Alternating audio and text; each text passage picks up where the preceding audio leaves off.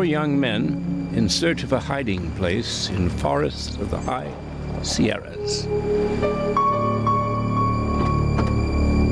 In the back of their truck, the body of a teenager.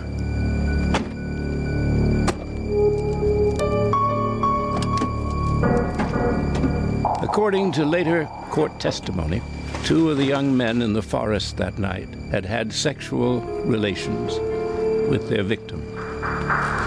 All hell had broken loose at a party when someone blurted out that their girl, the girl everyone knew as Gwen, was transsexual. In their eyes, a boy faking it as a girl.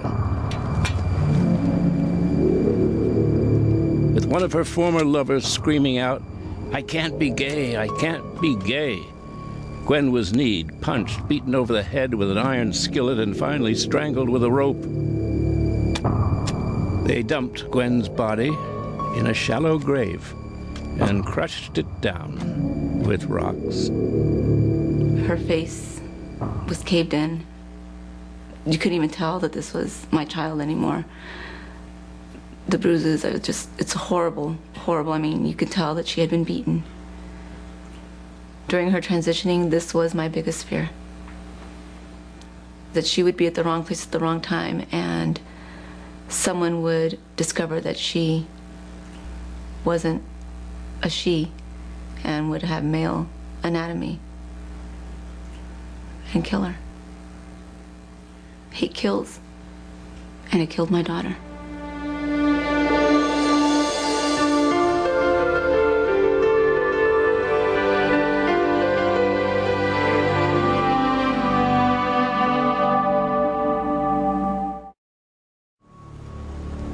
Why does it incite such hatred?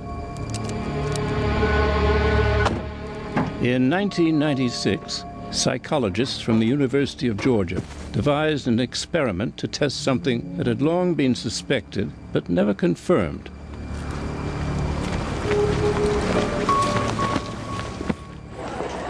From the pool of undergraduates, they selected 64 young men who all identified as heterosexuals, who had never experienced a homosexual thought or fantasy, let alone a sexual act.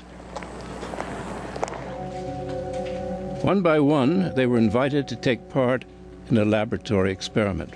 What they didn't know was that they had already been divided into 2 groups on the basis of answers to a questionnaire: the homophobes and those who were laxed about other people's sexuality.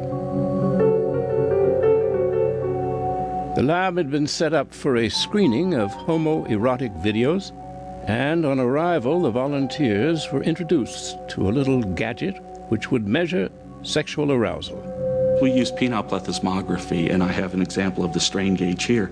This loop goes around the penis, and as the penis becomes engorged with blood and it becomes erect, it stretches, and we're able to detect those differences in length of the circumference of the gauge.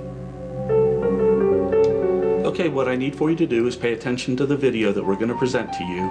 Then after it's over, I'm going to ask you 2 questions. On a scale of 0 to 10, how much did that turn you on? And then on a scale of 0 to 10, how much of an erection did you get to that video? Do you have any questions? Okay, we're ready to begin.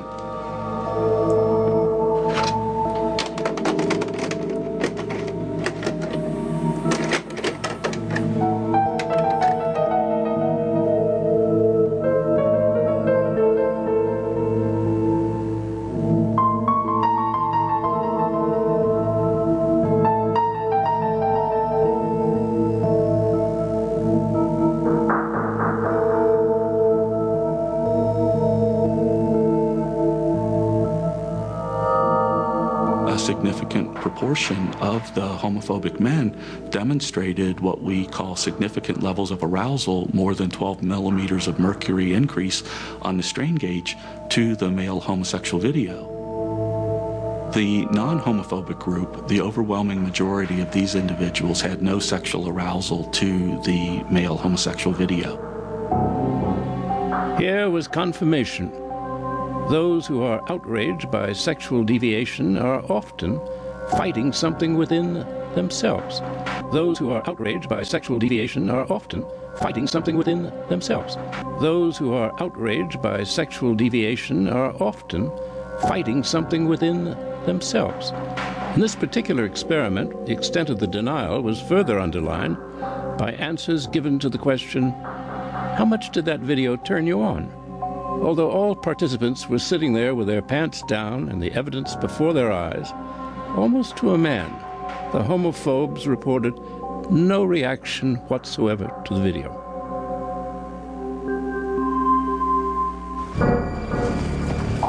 Denial and self-deception were themes of the trial of Gwen's killers. Two of her assailants had had sexual relations with her in the weeks before the murder. She had had no transitional surgery and was anatomically male. Only when that became known to the wider group did the young men resort to violence. "I can't be gay. I can't be gay."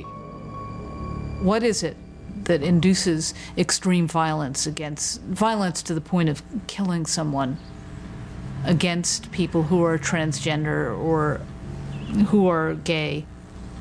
The source of that violence, not always, but very often, comes from adolescent males, and often ones who are the least secure about their own sexuality.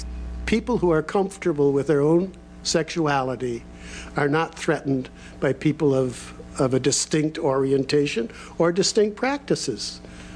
Why should you be threatened? Are there no moral lines at all? I think there are. Don't hurt other people. Don't do things that other people don't want you to do.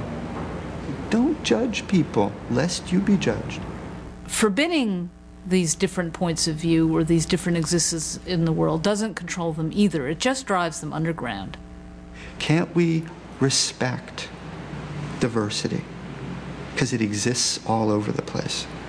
We have to respect it because it's nature.